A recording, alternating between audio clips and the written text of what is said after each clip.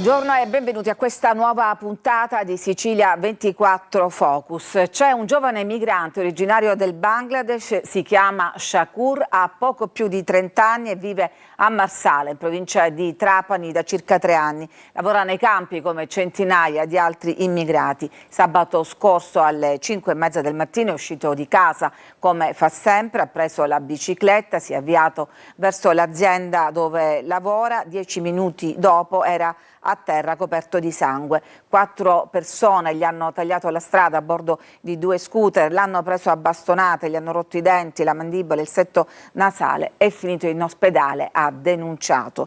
Quello di Shakur però non è un caso isolato, ci sarebbero stati almeno 4 o 5 episodi, 5 aggressioni in poche ore, qualcuno parla addirittura di 10, una violenza inaudita che arriva proprio quasi in contemporanea al massacro dei 4 migranti bruciati vivi in Calabria.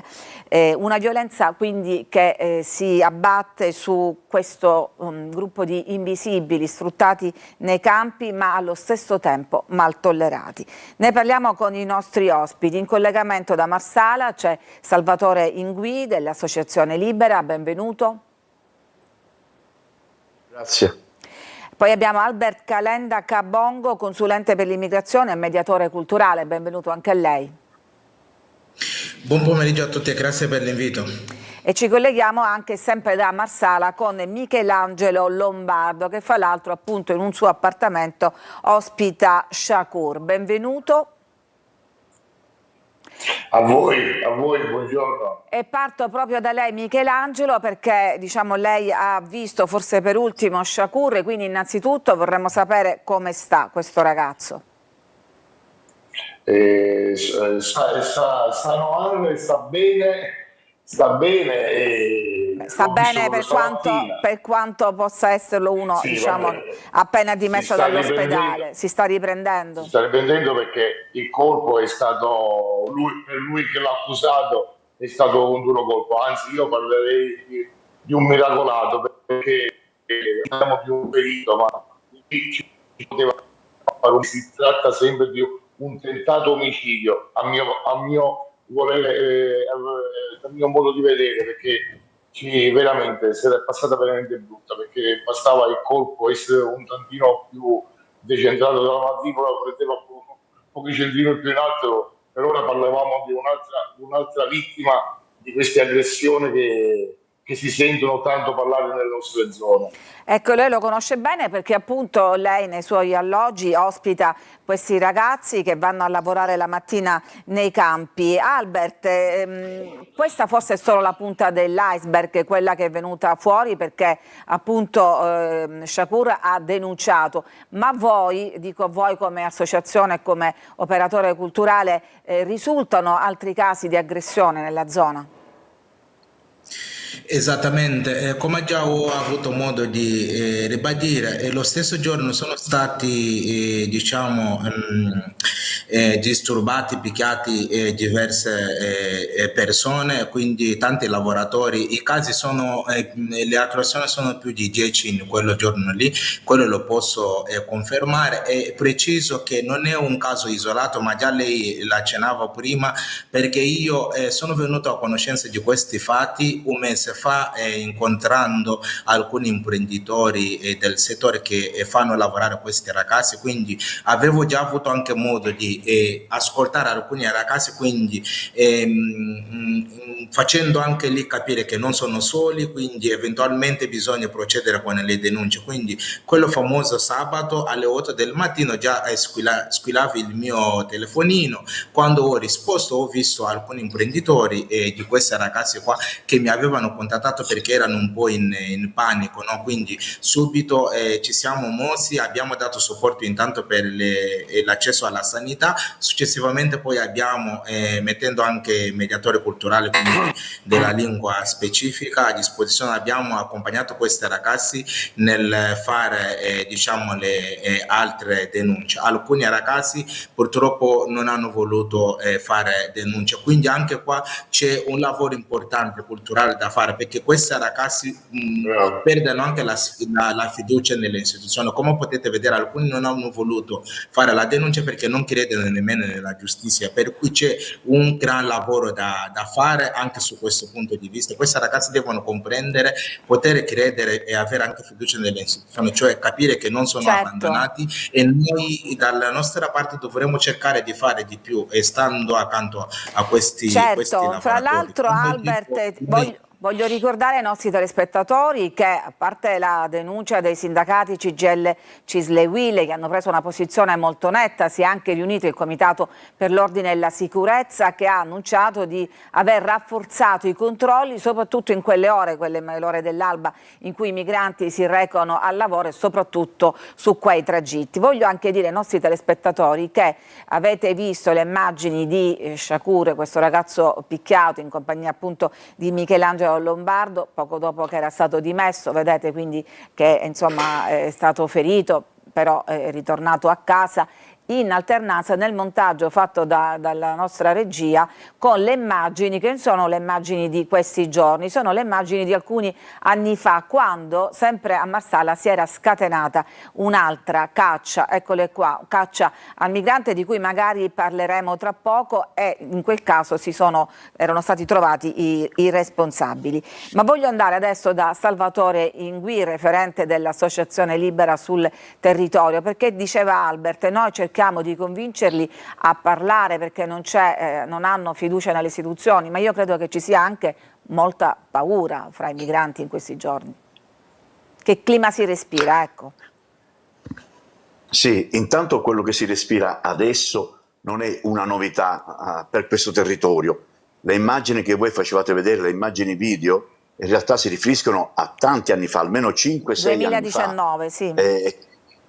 È perfetto, perché noi conoscevamo perfettamente questi ragazzi che sono stati barbaramente assaltati, picchiati a colpi di sedia, a colpi di bottiglia, e il fenomeno, io penso che va descritto intanto a un fenomeno molto più ampio, che è la violenza diffusa, che poi ha diverse declinazioni, compresa una deriva di tipo razzista. Ma abbiamo la violenza negli stadi, la violenza di genere, la violenza nelle scuole. Ci occupiamo in questo momento di una miriade di episodi dove la maggior parte dei protagonisti sono dei ragazzini, dei ragazzi molto giovani, che molto spesso, quando poi vengono interrogati, incontrati, perché io come mestiere poi faccio l'assistente sociale della giustizia minorile, quindi molto spesso gli autori di questi reati io li incontro per ragioni professionali, oltre che nell'ambito del volontariato, e sembra veramente rispondere più all'esigenza di riempire il vuoto esistenziale. Molto spesso la domanda "ma perché l'avete fatto?", le risposte sono quasi a dire nulla, non per c'è una noia vera e per motivazione. divertimento. È proprio dare fuoco a queste Caso pulsioni aggressive, dici tu. Ogni caso singolo ha delle motivazioni che molto spesso abbiamo riscontrato essere fittizie, più alibi, falsi alibi. L'esempio dei ragazzi presi a colpi di sedia che voi facevate vedere nel video, la loro colpa era il fatto che nuocessero ragazze marsalesi. In realtà non solo non nuocevano per niente, erano fidanzati con 2 ragazze marsalesi, una delle quali tra l'altro incinta, che poi ha anche partorito, per cui erano delle coppie. Però questo è stato sufficiente per scatenare quella rabbia e quell'aggressività, ma quello stesso episodio video ripreso, filmato, era l'ennesimo di una lunga serie che si era già presentata nelle settimane precedenti. Quindi c'è sicuramente un tema che è la violenza diffusa, c'è un tema che è, l'ho detto più e più volte, il fatto che questi ragazzi stranieri vengano ormai additati come il male delle società, perché sono non volenterosi di lavorare, sono violenti, sono attaccabrighe, sono spacciatori, sono delinquenti. Il fatto che c'è una statistica che indica nei minori stranieri un alto numero di denunciati e meno nei minorenni italiani, marsalesi, non è il dato oggettivo, perché in realtà i neri, gli immigrati, vengono denunciati dalla popolazione locale, ma quelli della popolazione locale non vengono denunciati dagli stessi locali. Certo. Va bene? Per cui gli stessi cittadini marsalesi hanno paura a denunciare i propri concittadini. Allora, Michelangelo Lombardo, vengo da lei perché abbiamo sentito, questa è anche una narrazione abbastanza diffusa nel nostro paese, ed è curioso che lei, che tra l'altro, perché fa anche politica e tra l'altro esponente della Lega, è curioso che lei, pur diciamo militando in questo partito, abbia preso così pubblicamente le difese di questo migrante picchiato, prendendosela invece con grande indignazione contro gli aggressori. Come funziona? Per lei quindi questa narrazione, ecco, non la convince? Guarda, io quando ho deciso di ospitare queste persone che provengono prevalentemente, i miei ragazzi sono tutti di comunità bengalese, sono tutti del Bangladesh, ho fatto patti chiari e amicizia lunga, quindi ho imposto quelle che sono le mie regole, del mio principio, che è appunto che è quello che sposa sani valori, lealtà, sincerità, pulizia, quelli che sono i valori che penso che tutti dovrebbero fare. Io fino a quando loro non sbagliano e sono un po' da persone civili, ho detto sempre che da parte mia avranno sempre la porta aperta, perché io posso garantire poi per i miei ragazzi, perché io non li ritengo ospiti, per me sono parte della famiglia. Io gli voglio bene come dei figli. Questi migranti, i bengalesi. Invece lei ha avuto parole molto dure contro invece possibilmente i suoi concittadini. Dico, le indagini sono in corso, ma possibilmente sono ragazzi della zona che invece hanno fatto questa aggressione. Lei è stato molto duro? Guarda, sono stato molto duro perché intanto questi ragazzi, ci sono diverse entità di aggressione, ma questo tipo di aggressione che ha avuto fatto questo ragazzo bengalese già è privo di qualsiasi fondamento, cioè aggredire alle 5:45 del mattino senza nessuna motivazione, senza nessun cioè magari posso mettere una rissa, guardi la ragazza di quell'anno.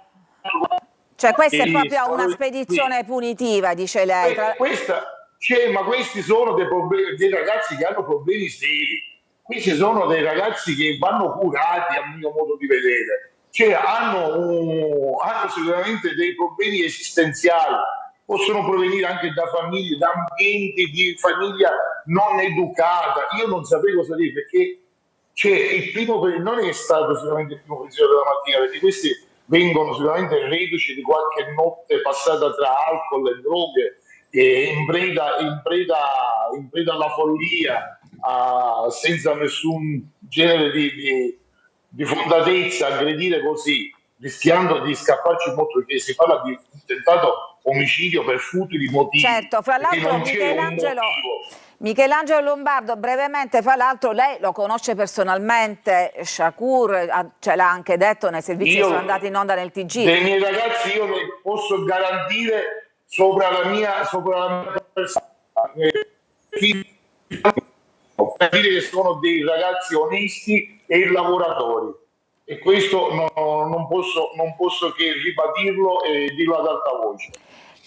Torno da Albert Calenda Cambongo. Abbiamo visto, la magistratura accerterà se si tratta di un gruppo organizzato, di un episodio isolato oppure di un vero e proprio intento, però diciamo Marsala per altri versi invece era anche un esempio di convivenza pacifica. Come vanno d'accordo questi due aspetti? Si è incrinata questa immagine? Allora, io che sono impegnato un po' anche per i miei valori proprio nel facilitare quindi una convivenza civile, quindi faccio da ponte fra la società locale e diciamo i migranti che arrivano. Quello che posso dire è che purtroppo c'è tanta ignoranza anche tra adulti. Questo, il male è grave è questo qua, perché spesso anche parlando con persone adulti ancora non riescono a distinguere distinguere tra un immigrato e tra un delinquente, e la delinquenza non ha colore della pelle. Sono questi temi che noi dovremmo affrontare anche con diciamo il pubblico adulto, perché spesso si confondono le cose. Io sono sempre per condannare la violenza, qualsiasi sia diciamo la provenienza del cittadino, però noi dovremmo comprendere che i fenomeni migratori non li può bloccare nessuno, perché fino a quando non siamo seri su questi punti, continuiamo ancora nel 2026 a dire questi qua non devono venire qua, ci rubano il lavoro, ci rubano le donne e tutte queste nazioni distorte, non andremo da nessuna parte. Quindi prima di arrivare ai giovani, le persone adulte dovrebbero essere in grado di distinguere le cose, perché il lavoro da fare è tanto per facilitare, per far sì che si possa vivere nel modo pacifico, ma per fare questo le istituzioni da sole non possono mai bastare, e ogni singolo cittadino ha un dovere morale di poter contribuire a questi fenomeni. Qua noi che facciamo il volontariato cerchiamo di fare la nostra parte, però la cittadinanza deve anche comprendere che deve dare una mano, perché come diceva il dottore Lombardo prima, che spesso parla anche con questi ragazzi trasmettendo quelli che sono i valori, la cultura italiana e quant'altro, perché questi ragazzi qua hanno anche bisogno di essere educati. Come tu puoi educare lì se già li vedi come un male? Per cui ogni singolo cittadino ha bisogno di avvicinare questi ragazzi, soprattutto aiutarli ad integrarsi, perché isolandoli noi non creiamo l'integrazione, di conseguenza spesso li gettiamo anche nelle mani della criminalità Albert, organizzata. Quello che posso dire è questo. tu vivi a Marsala, ci puoi raccontare brevemente se tu personalmente ti senti integrato? Tanti, questo lo può dire Salvatore, che è un caro amico mio. Io sono integrato, ho tanti amici, tanto che anche io faccio politica, ero candidato al consiglio comunale, quindi proprio anche per dare un segnale di integrazione. Quindi credo di essere integrato, faccio tante cose, faccio impresa, lavoro nel settore quindi anche dell'immigrazione, e sono integrato, ma il punto è che non devo essere un caso cioè un caso raro.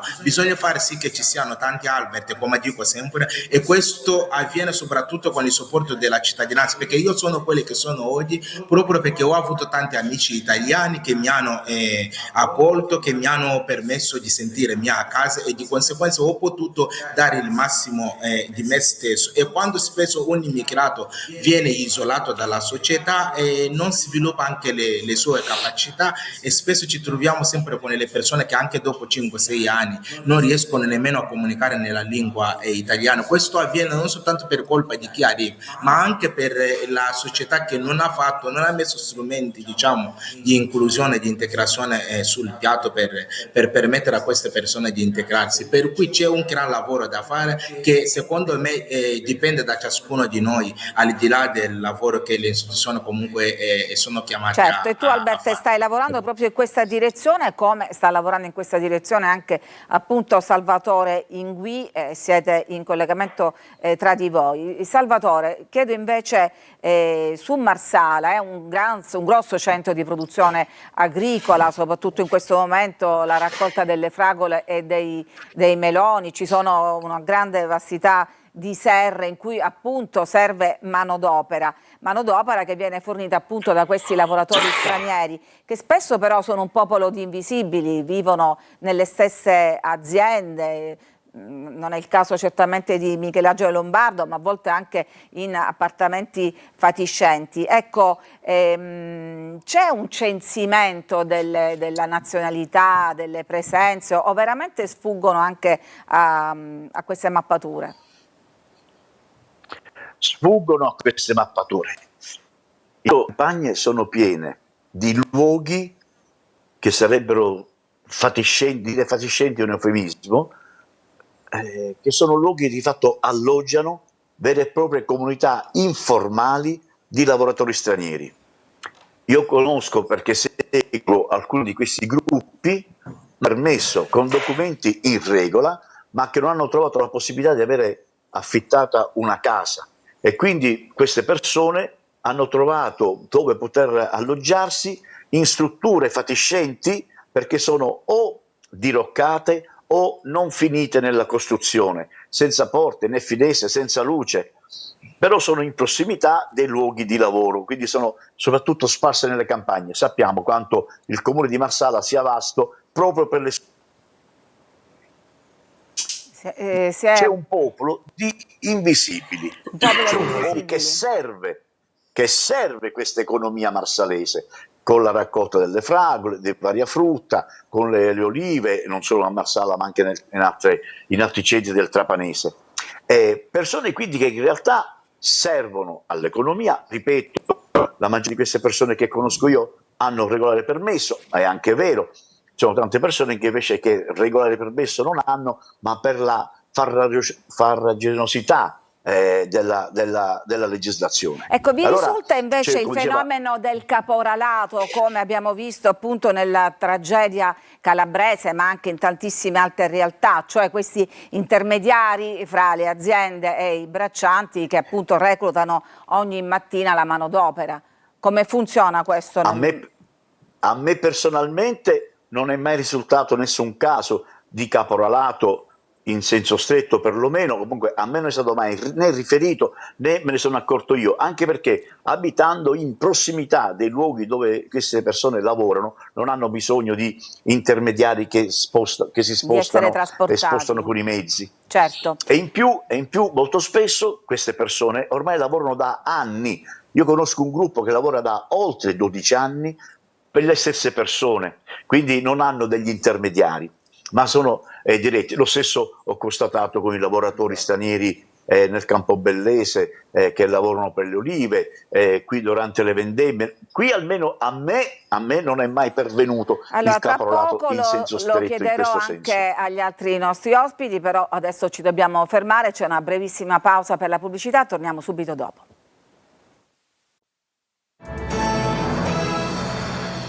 Ed eccoci di nuovo in studio, stiamo parlando della caccia al migrante, quello che sta avvenendo a Marsala, dove un migrante è stato ferocemente picchiato, ma probabilmente gli episodi sono molto di più. Ne parliamo con i nostri ospiti, torno da Michelangelo Lombardo. Parlavamo anche dell'economia che ruota attorno ai migranti, tu stesso affitti i tuoi alloggi a loro, le aziende li fanno lavorare. Lasciamo stare adesso le paghe, i contratti eccetera, sicuramente sono un meccanismo di questa economia. In tutto questo le aziende cosa dicono? Almeno, come dire, si interrogano sul problema della sicurezza dei loro lavoratori? Guarda, nel caso specifico posso dire che i ragazzi che conosco io si sono ben ambientati, hanno raggiunto un rapporto di familiarità anche nelle aziende dove lavorano. E posso escludere anche quello che diceva il signor Ingui, che escluderei il fattore caporalato proprio almeno nelle nostre aziende limitrofe alla nostra zona, è un fenomeno che escluderei, no, almeno io non ne vedo. Non risulta poi. Lavoro in armonia, hanno in base poi alle stagioni, al tipo di lavoro che si diversifica in base al periodo, e hanno una continuità, che frequentano sempre le stesse aziende e lavorano sempre presso le aziende già familiarizzate. Quindi questo lo escluderei in primis. Ok, allora Albert, chiedo anche a te se a te invece risultano situazioni di caporalato, ripeto, gli intermediari che diciamo sono in azione in quasi tutte le altre zone, e poi, anzi rispondi prima a questo e poi ti faccio un'altra domanda. Guardi, il punto è questo, nel senso stretto come diceva il dottore in cui prima, no, però l'attenzione è sempre alta. Io come lei saprà anche per la regione su diverse progettualità, quindi spesso ci sono delle informative proprio rivolte ai lavoratori per evitare queste dinamiche qua, ma l'allerta nostra è sempre alta perché spesso queste ragazze che lavorano non hanno nemmeno un contatto diretto con il loro vero e proprio datore di lavoro, quindi hanno sempre qualcuno che li segue sul campo, e spesso si verificano anche le situazioni in cui un operatore, un ragazzo ha soprattutto questi contratti agricoli, magari a fine mese ha 8-7 giornate di lavoro calate sulla busta paga, mentre però lavora ogni giorno, magari prendendo anche una somma di di denaro in nero. È un insieme di cose e tutte da mettere insieme, da attenzionare, e su questo posso dire tranquillamente che la regione sta facendo un gran lavoro in questi anni. Quindi la risposta è no, se parliamo dei casi conclamati. Allo stesso tempo dico che l'attenzione per chi opera come operatore e quindi di mestiere in questo settore, l'attenzione è sempre alta, tanto che domani ho un gruppo dei ragazzi che prenderanno quindi l'informativo proprio su questo tema specifico. D'accordo, siamo alle ultime battute, quindi vi prego di essere brevi. Sempre Albert, il dibattito pubblico, tu hai detto sei stato candidato, anche Michelangelo Lombardo è stato candidato, quindi avete partecipato. Il dibattito pubblico è stato molto incentrato però sulla presenza degli immigrati, dal punto di vista dell'ordine pubblico, del decoro. So che c'è stata anche una direttiva sul divieto di bivacco in centro, perché evidentemente molti immigranti stazionano, passano le notti in centro. Questo ha portato l'attenzione proprio su questo tema?